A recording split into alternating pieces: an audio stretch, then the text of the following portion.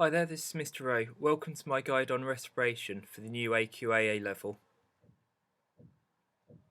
There's going to be a series of 4 different videos on respiration because there's a lot to the process and I don't want to give too much information all at once. This first video is going to cover glycolysis. Next we'll look at the link reaction, then the Krebs cycle and electron transport chain, and finally a video on anaerobic respiration in different species. So starting with glycolysis, let's have a look at when it's actually used by the body. When you first begin exercise, for the first 0 to 2 seconds, most of the energy that you're using comes from ATP, which is stored in your muscles. There's not much of this, but it's enough to power the first couple of seconds of exercise. Once the ATP's been exhausted, you've got another system which can recharge the ATP using another molecule so it can be used again. This system's called the phosphocreatine system, and it uses molecules as phosphocreatine to rephosphorylate ADP, producing more ATP to be used in muscle contractions. Moving on, after about 7 seconds, most of the energy comes from glycolysis, which is what we're going to be looking at in this video. The peak energy coming from glycolysis is around 50 to 60 seconds, but glycolysis keeps going for around 2 minutes. For any exercise longer than about a 2-minute duration, you're either going to have to use aerobic respiration or you're going to start becoming exhausted.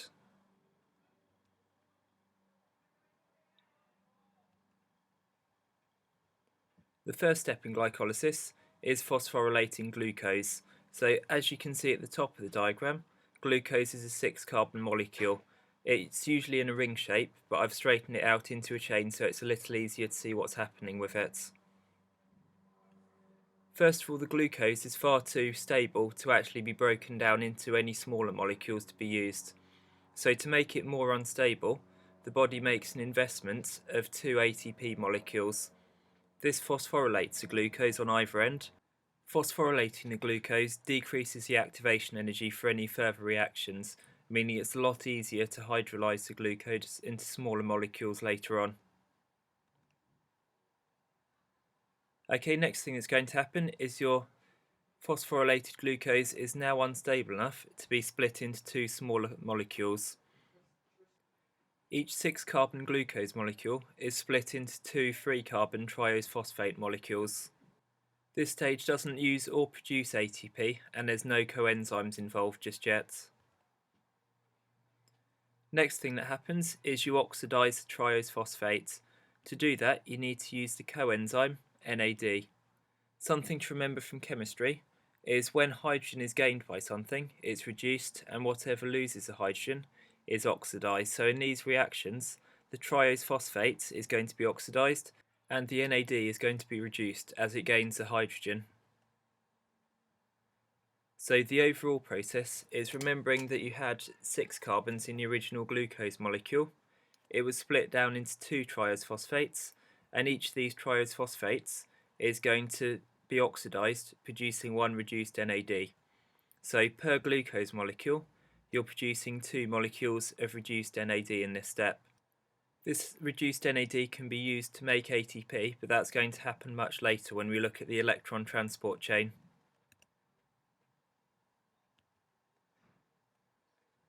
Now getting towards the end of glycolysis, this is where we start getting a net gain of ATP from the reactions. Each triose phosphate molecule is going to lose its phosphate group to create ATP. The 3-carbon molecule left over is going to be pyruvate. Now remember that there was 1 6-carbon glucose to start with, which produced 2 triose phosphates and then produced 2 pyruvates. That means that per glucose molecule you've got a total of 4 ATP which are being produced. Just a note on some of the terminology that's used around here. Producing ATP this way is known as substrate level phosphorylation.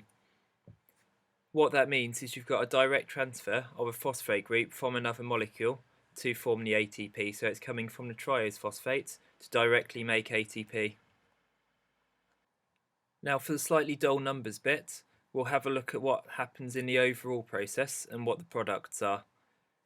Per 6 carbon glucose molecule, you end up with 2 free carbon pyruvates, which can be used later. You also get 2 reduced NADs, which go to the electron transport chain, and you have 2 ATPs, which are directly made. Now, some of you may be wondering why we've only got 2 ATP, seeing as we saw 4 being produced in the last step. If you think back to step 1 of glycolysis, 2 ATPs were originally invested to phosphorylate the glucose and make it more reactive. So when you look at the process as a whole, you've only got a net gain of 2 ATPs because you had 4 produced, but 2 are used up right at the start.